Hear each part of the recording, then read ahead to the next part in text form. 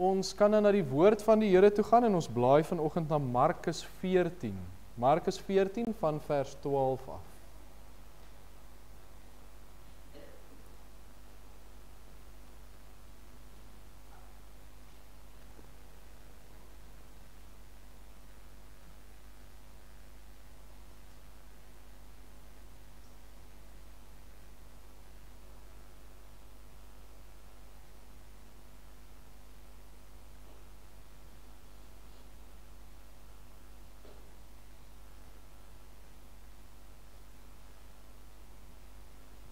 Kom ons lees die gedeelte, Markus 14 vanaf vers 12, die laaste Pasga, die heilige nagmaal.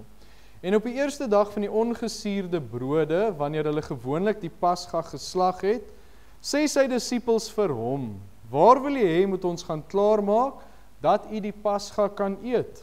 En hy stuur 2 van sy disippels en sê vir hulle, ga na die stad toe, en 'n man wat 'n kruik water dra, sal julle tegemoet kom. Volg hom, en waar hy ook mag ingaan, moet julle vir die eienaar van die huis sê, die meester laat weet, waar is die kamer waar ek met my disippels die Pasga kan eet? En hy sal julle 'n groot bovertrek wys, in gereedheid gebring. Daar moet julle vir ons klaarmaak. En sy disippels het gegaan en in die stad gekom en dit gevind, soos hy vir hulle gesê het, en hulle het die Pasga toeberei. En toe dit aand geword het, kom hy met die 12. En terwyl hulle aan tafel was en eet, sê Jesus, voorwaar ek sê vir julle, een van julle sal my verraai, een wat saam met my eet. Toe het hulle begin om bedroef te word, en een vir een aan hom te sê, is dit miskien ek? En 'n ander een, is dit miskien ek? En hy antwoord en sê vir hulle, dit is een van die 12 wat saam met my sy hand in die skottel insteek.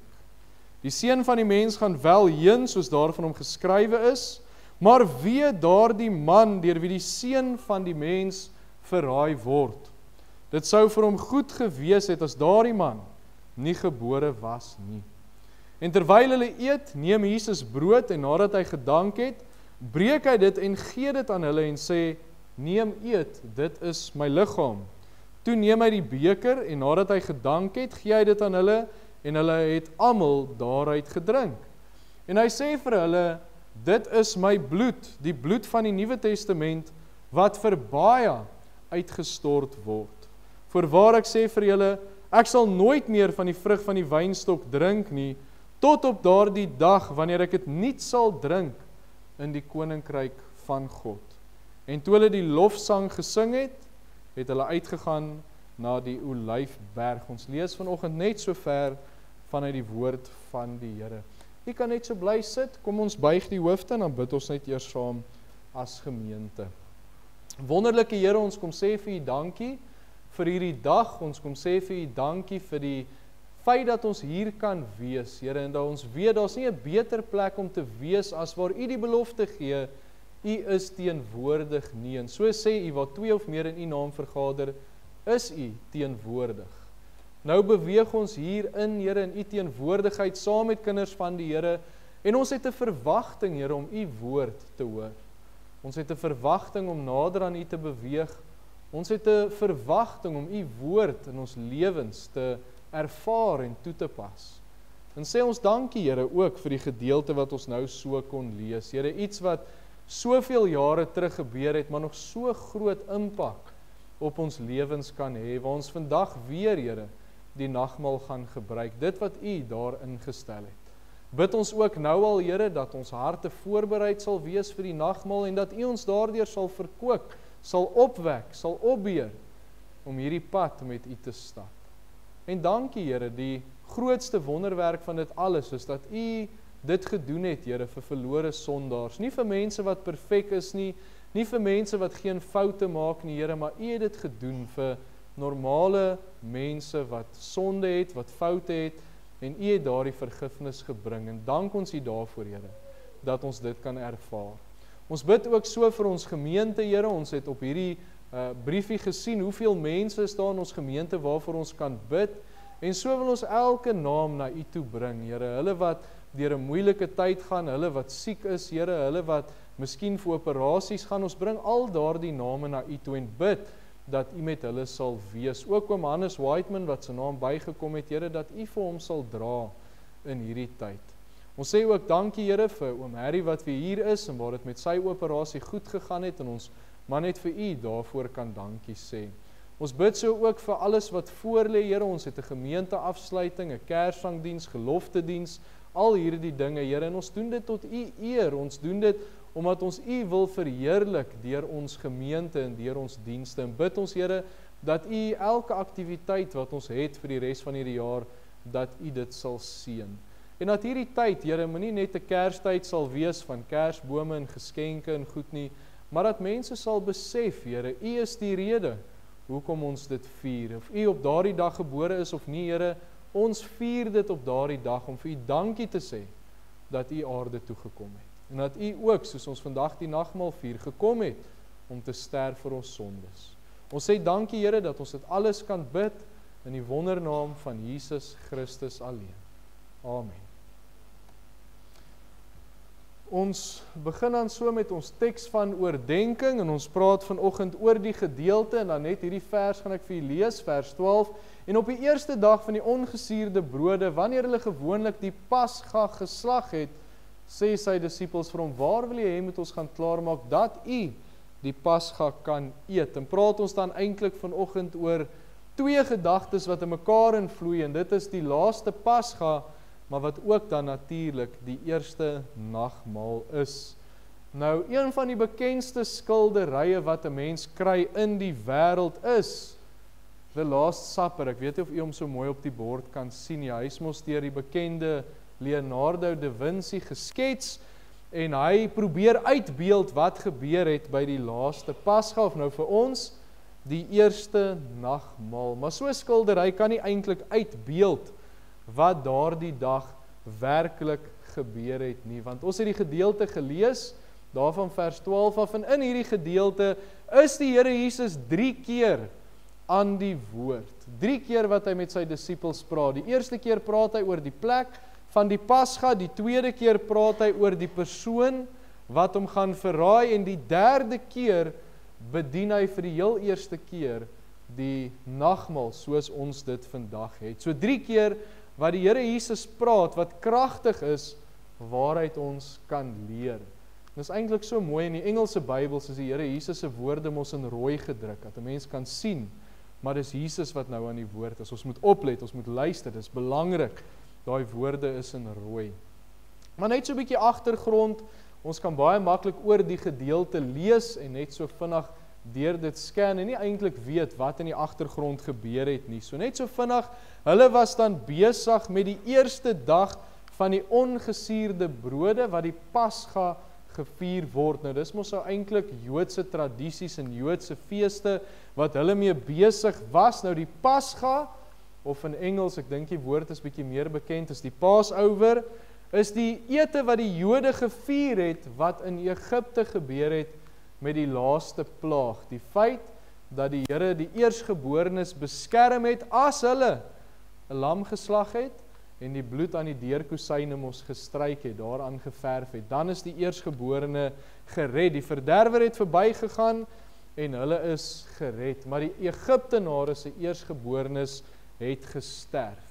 En dis waar die Pasga vandaan kom, dit wat die Here Jesus, dit wat die Jode in daardie tyd gevier het. En dan daarna die fees van die ongesuurde brode, waar hulle weer die uittog uit Egipte uit, waar hulle dit gevier het. So dit was vir hulle 'n baie goeie tyd, 'n baie feestelike tyd, wat hulle deurgegaan het, met baie om voor dankbaar te wees vir wat die Here vir hulle gedoen het. Maar wat dit daardie spesifieke jaar heeltemal anders gemaak het, wat dit so 'n belangrike ete gemaak het, is dit was die laaste Pasga gewees. Hoekom was dit so belangrik? Want dit het gegaan van die Joodse Pasga, die herdenking van die bloed aan die deurposte, na die Nuwe Testamentiese nagmaal, wat gaan oor Jesus, die lam wat geslag is. En dis hoekom ons nie baie praat oor Pasga en Passover nie, want met die Here Jesus se dood het dit eintlik weggeval. Want Jesus is nou die lam wat geslag is. So die eerste nagmaal, dit was 'n oorgangsperiode gewees.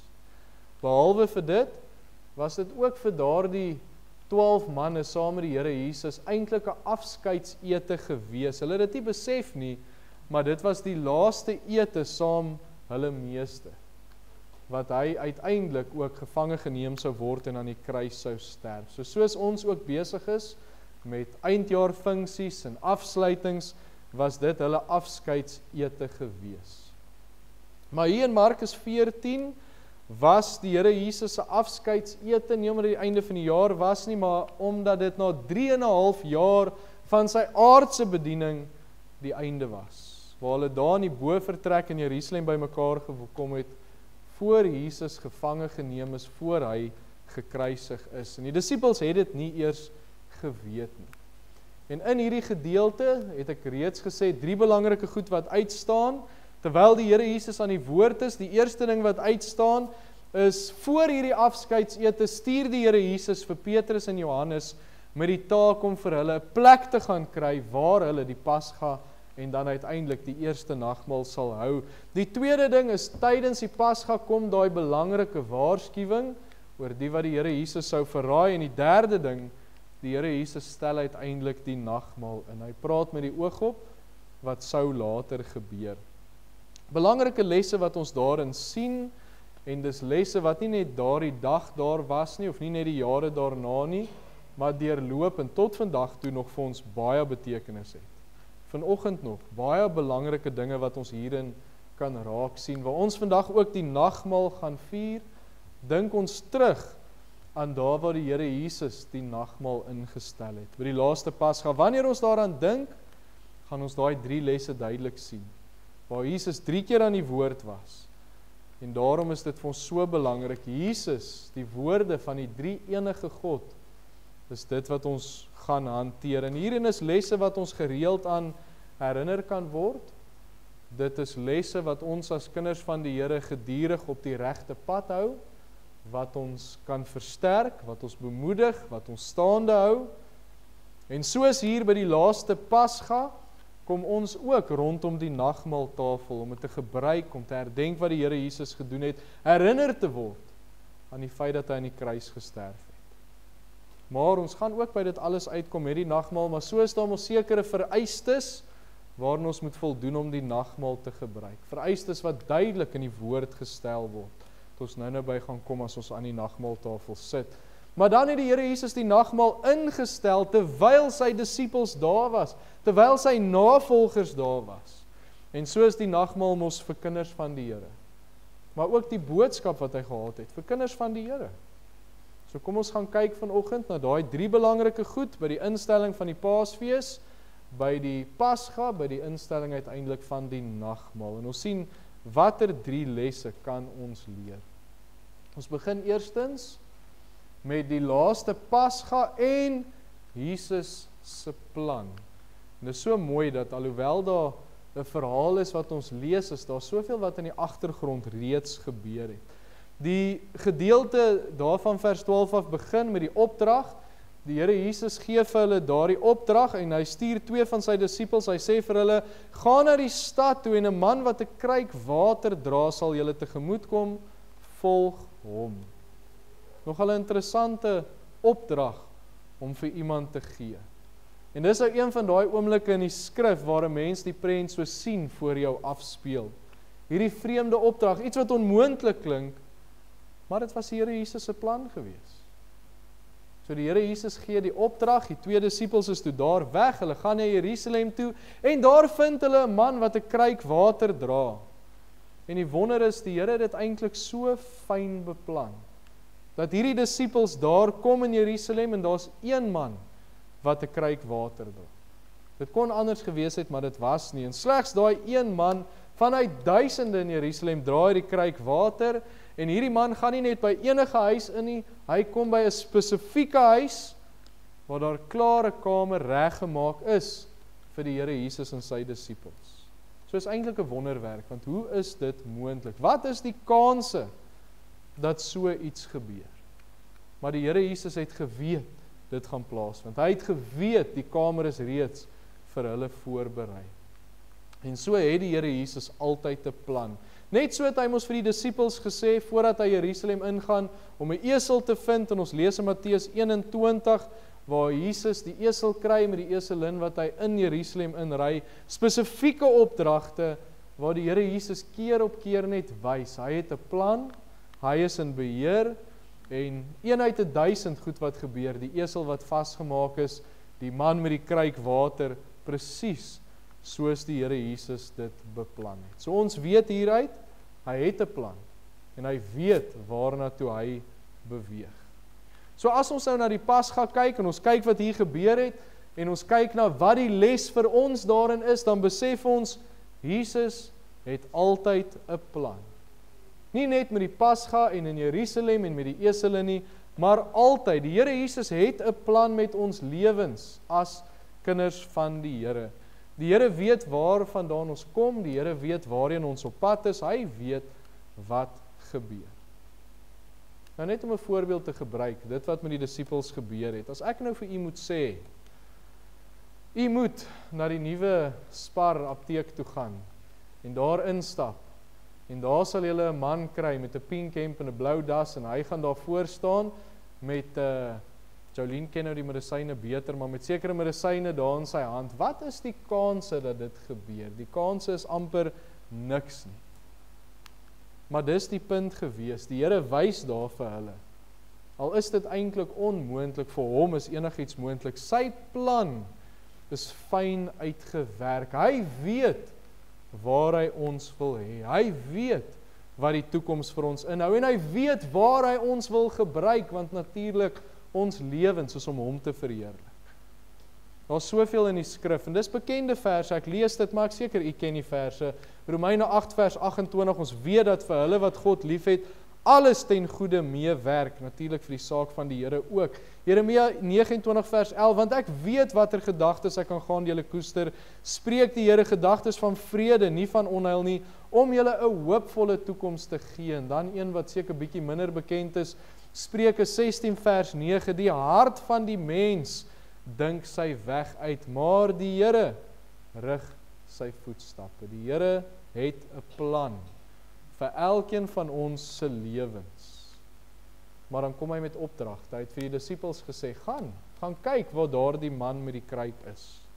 So het die Here vir ons 'n plan, maar daai plan hang ook af van volg ons hom, is ons gehoorsaam sodat ons by die perfekte plan vir ons lewe kan uitkom, of volg ek my eie kop? Maar die eerste les wat ons hierin sien is, die Here het 'n plan vir ons lewens. Die Here het die beste vir ons in gedagte, maar, en dis wat ons baie keer nie hoor nie, ons hoor mos baie daar buite, die Here het 'n plan vir jou en is wonderlik en dit gaan goed, maar wat ons nie baie hoor nie is, dan moet ons sy woord volg. Ons moet sy plan volg, gehoorsaam wees, en dan kan hierdie plan uiteindelik ontvou. Die tweede wat ons sien in hierdie gedeelte, is die laaste Pasga en die waarskuwing.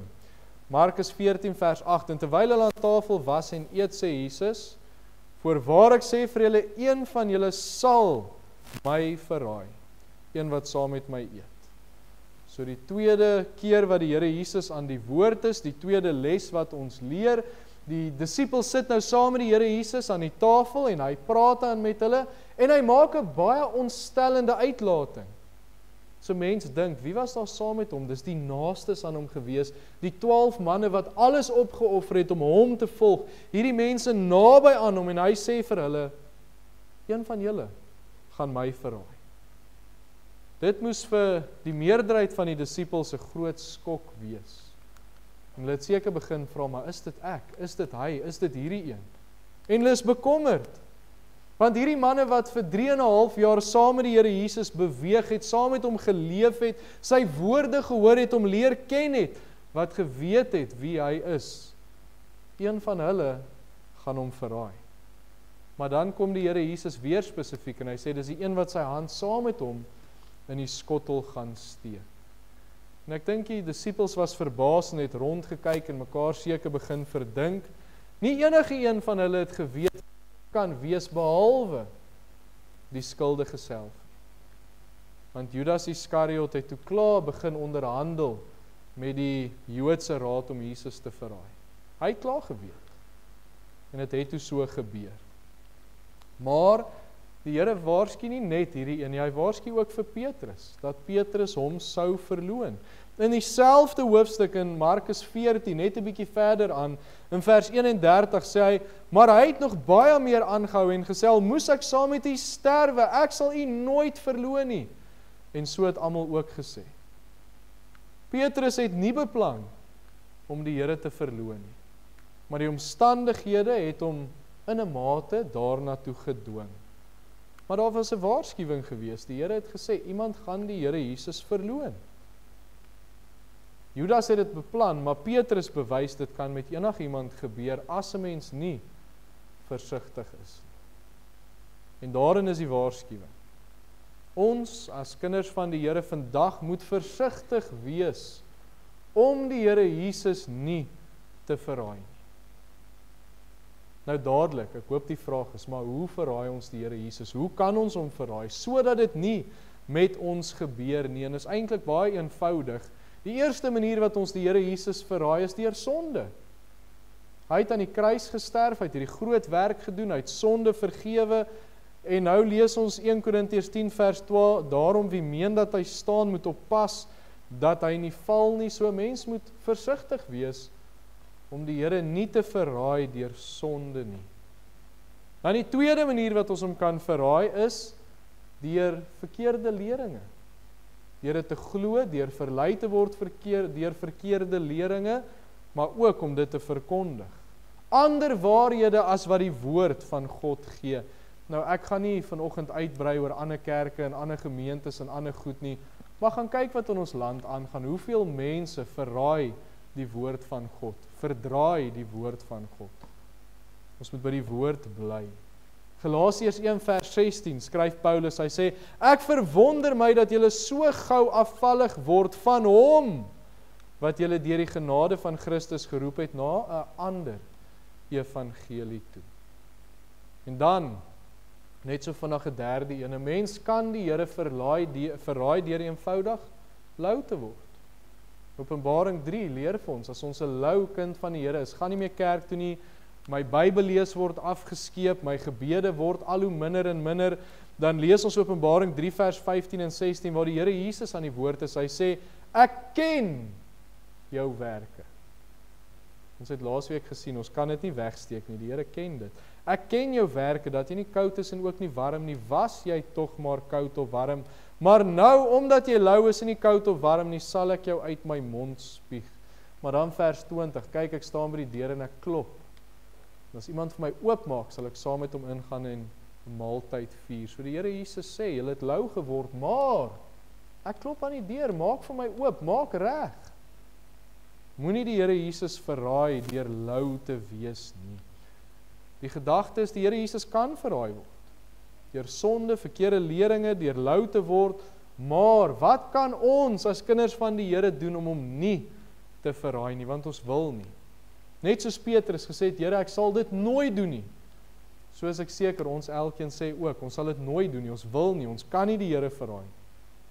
Wat moet ons doen om seker te maak, ons verraai die Here Jesus nie? Die belangrikste ding is die woord van God. Psalm 119 vers 9, waarmee sal die jongeling sy pad suiwer hou? Eenvoudig, deur te hou na u woord. Dis mos maklik, deur te hou na u woord. Handelinge 17 vers 11, en hierdie mense was edelmoediger as die in Thessalonika, hulle die woord met alle welwillendheid ontvang en elke dag die skrifte ondersoek of hierdie dinge so was. Nou die van u wat laas Sondag aand hier was, verstaan nou hierdie gedeelte heeltemal, want ons het hierdie gedeelte ontleed en daaroor gepraat. Maar so belangrik dat ons tyd spandeer in die woord. En wanneer daar dinge oor ons pad kom, dan gaan ons na die woord toe en kyk, wat sê die woord? Wat sê die Bybel vir ons oor dit en dit en dit? En dan saam met die woord is mos nie dood nie, dit is 'n lewende woord, saam met dit 'n lewende verhouding met die Here Jesus te hê. Die Here Jesus lief te hê met my hele hart, my hele siel en met my hele verstand. Ek het dit al hoeveel keer van hierdie kansel afgesê, ons het nie 'n koue geloof nie. Ons het nie 'n stel reëls of net iets wat ons glo, kennis wat ons glo nie. Ons het 'n verhouding met 'n persoon. En dis daai persoon se woord. En ons moet in daai verhouding met daai persoon tree. Dit is hoe 'n mens staande bly. Bly in my en ek sal jou help, sê die Here. 1 Johannes 2 vers 6 dink ek haal nou so uit my kop uit aan, maar duidelik, die Here sê ons moet in hom bly. Maar wat as ons geval het? Ons het nou gekyk, hoe kan ons val? Ons het gekyk na die feit dat ons nie wil val nie en hoe bly ons staande? Maar nou het ek geval. Ek het sonde gepleeg, ek het miskien met 'n lering deur mekaar geraak wat ek nie moet nie, soos die welstandsteologie of so iets, of ek het net lou geword, ek het die Here Jesus verraai, wat doen ek nou? Judas was die verkeerde voorbeeld. Wat het hy gedoen? Hy het 'n skuldige gewete gehad, hy het sy eie lewe geneem. En hy is vir ewig weg van die Here af. Maar Petrus het ook die Here Jesus verloon, hy het hom ook verraai. Maar wat doen hy? Hy het berou daaroor, hy gaan na die Here toe, hy vra die Here vir vergifnis, en daar's 'n totale verandering, hy word met die Heilige Gees vervul, hy preek en 3000 mense word gered. So kyk die verskil, een lewe gaan tot niet, want hy maak nie reg nie, 'n ander lewe maak reg, en 3000 mense kom op een dag deur sy lewe tot bekering. Dis sondevergifnis. Nadat hy die Here Jesus verraai het, hy het teruggedraai na die Here toe. So daarin is vir ons die voorbeeld. Ons het die waarskuwing, ons moet pas op dat ons die Here Jesus nie verraai nie. Ons weet hoe om staande te bly deur die woord, deur 'n lewende verhouding met die Here Jesus, maar ons weet ook deur Petrus se voorbeeld, as ons geval het, as ons die Here Jesus verraai het of weggedraai het van die Here af, ons kan en moet regmaak met die Here. Na hom toe gaan vir vergifnis, want dis mos hoekom hy aan die kruis gesterf het, vir vergifnis sonder einde, genade sonder einde. So die tweede wat ons gesien het in die gedeelte, waarskuwing, moenie wegdraai van die Here af nie, as jy het, maak reg. Dink weer aan Openbaring 3 vers 20, kyk, ek staan by die deur en ek klop, maak oop, maak reg. Ons derde en laaste gedagte, die laaste Pasga en die eerste nagmaal. Markus 14 vers 22 tot 24, so hier so 3 verse. Terwyl hulle eet, neem Jesus brood, nadat hy gedank het, breek hy dit, gee dit aan hulle en hy sê, neem eet, dit is my liggaam. Toe neem hy die beker, nadat hy gedank het, gee hy dit aan hulle en hulle het almal daaruit gedrink en hy sê vir hulle, dit is my bloed, die bloed van die Nuwe Testament wat vir baie uitgestort word. So sekerlik die belangrikste in hierdie gedeelte, die derde keer wat die Here Jesus aan die woord is die instelling van die nagmaal. Hy is besig met 'n profesie. 'n Profesie wat lankal reeds beplan is, al van Genesis 3 vers 15 af, word voorspel dat hy aan die kruis gaan sterf, vir die sonde van die mens. Die Here Jesus sê, sy liggaam is die brood, sy liggaam wat aan die kruis vir sonde moet betaal, sy bloed is die beker. Dan sê hy, dis die teken van die Nuwe Testament, 'n hele nuwe tydperk wat die mens ingaan. Met die Pasga Ou Testament moes 'n lam sterf om 'n huisgesin te red, en elke jaar met die Pasga het hulle dit herdenk, hulle het 'n lammetjie geslag, gebraai, as 'n aandenking, en elke keer as die volk gesondig het, dan moes hulle maar weer 'n lam slag, maar toe kom die Here Jesus, as die volmaakte lam, as die middelaar, die een wat vergewe sonder einde, en hy kom sterf aan die kruis. So dis die Nuwe Testament, die nuwe tydperk wat hulle inbeweeg met die Here Jesus se eenmalige, volmaakte offer wat hy gebring het. En dit weet en ervaar ons as kinders van die Here. Want die dag toe ons vir die Here Jesus gesê het, hier is ek, vergewe my, maak my u kind, watter woorde hy ook al gebruik het, daardie dag het ons besef, het ons ervaar wat die Here Jesus vir ons gedoen het. Sy liggaam wat gebreek is, sy bloed wat gevloei het, wonderlik, sodat ons siele uit genade gered kon word. Maar, Nou sê ons is kinders van die Here, ons is deur dit, ons het die Here aanvaar, ons is sy kinders, hy het ons vergewe. Wat is die les wat ons nou hieruit kan leer? En die les van die kruis is altyd die feit dat Jesus sondes wegwas. Ek dink ons het dit gesing ook vroeër. Jesus sal al jou sonde wegwas. So wanneer ons as kinders van die Here self gesondig het, ons weet ons kan nie volmaak wees nie. Ons het laas Sondagoggend oor Psalm 51 gepraat en redelik dit deurgewerk, maar selfs as kinders van die Here wat sonde doen, is daar altyd vergifnis. Ons verstaan dit nie, die genade is te groot vir ons om te begryp, maar daar is altyd vergifnis. 1 Johannes 1 vers 9, 'n vers wat ons moet ken, op ons harte moet skryf, wat ons moet onthou, as ons sondes bely, hy is getrou en regverdig om ons die sondes te vergewe en van alle ongeregtigheid te reinig. Ek herhaal dit net, 1 Johannes 1 vers 9. Dis 'n vers om aan vas te hou as 'n kind van die Here. 'n Vers wat vir kinders van die Here geskryf is, vir 'n gemeente geskryf is. En laasweek het ons gesien die mooi voorbeeld van Dawid. Koning Dawid, wat 'n man na die hart van God genoem word. Handelinge 13 vers 22. En nadat hulle hom afgesit het, het hy Dawid verhef as koning, van wie hy ook gesê en getuig het, ek het Dawid, die seun van Isaai, gevind, 'n man na my hart, wat al my welbehae sal doen. Nou die skokkende ding is, die Here sê, Dawid is 'n man na sy hart, en dis in die Nuwe Testament wat dit geskryf word.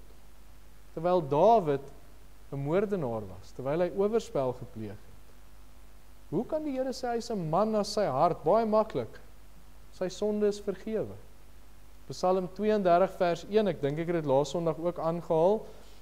Psalm van Dawid onderwysing, hy sê, welgeluksalig, 3 maal gelukkig, 3 maal geseënd, is hy wie sy oortreding vergewe, wie sy sonde bedek is.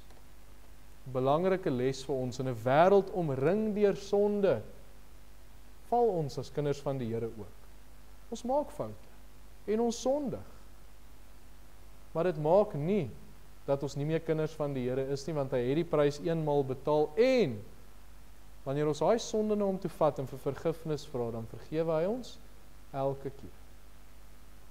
Dan sê Paulus mos, ons wil nie sondig nie, en ons sal nooit die sonde dien nie, omdat ons die nuwe lewe het. So ons sondig nie, omdat ons weet ons gaan vergifnis kry nie, maar ons weet die Here sal ons vergewe. En dis waaraan die nagmaal ons herinner, wat Jesus werklik aan die kruis gedoen het, die groot genade dat hy altyd sonde vergewe, want sy offer was volmaak, volkome, eenmalig.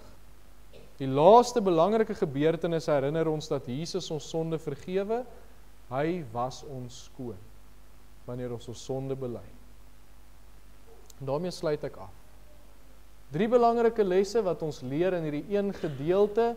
Die Here Jesus is 3 keer aan die woord. Die eerste keer sien ons, hy het altyd 'n plan, en hy is altyd in beheer, maar ons moet sy pad volg en sy plan volg. Tweede waarskuwing om die Here Jesus nie te verraai nie, maar sien ons in Petrus se lewe, as ons hom verraai het deur sonde of deur verkeerde lering of deur louheid, kan ons terugkom en ons kan regmaak. Die derde ding, die instelling van die nagmaal wys vir ons, daar's altyd vergifnis van sonde. Die Here Jesus sal nooit iemand wegwys wat hulle sonde kom bely, met berou na hom te kom vir vergifnis nie. Nou die nagmaal is altyd vir my so perfekte tydperk, so perfekte dag om seker te maak ons lewens is reg, seker te maak ons is op die pad wat die Here ons wil hê, om seker te maak ons het nie weggedraai nie, ons het nie die Here verraai nie, maar as daar iets in ons lewe is, dit tyd om seker te maak, dis reg. Want, hoe lank vat die Here om te vergewe? En ek dink, laas keer wat ons nagmaal gehou het, het ek dit ook gesê, hoe lank vat die Here om te vergewe? Onmiddellik. As ek vir die Here sê, Here vergewe my, dan vergewe hy onmiddellik. So ek hoef nie te sê, ek gaan nie vanoggend die nagmaal gebruik nie, want ek het iets gedoen, en hierdie ding moet hom nou eers uitwerk oor 2 of 3 weke nie. Nee, dis onmiddellik. Here, vergewe my, ek is jammer, en die Here doen dit. So, nou waar ons voor die nagmaalstafel is, en ons harte voorbereid moet wees, gaan ek vir ons 'n oomblik van stilte gee, wat ons net elkeen kan bid, ons harte ondersoek, seker maak, daar's niks tussen ons en die Here nie, en wanneer ek amen sê, dan kan die broers vir ons vorentoe kom en die tafel in gereedheid bring. Maar eers net 'n oomblik van stilte.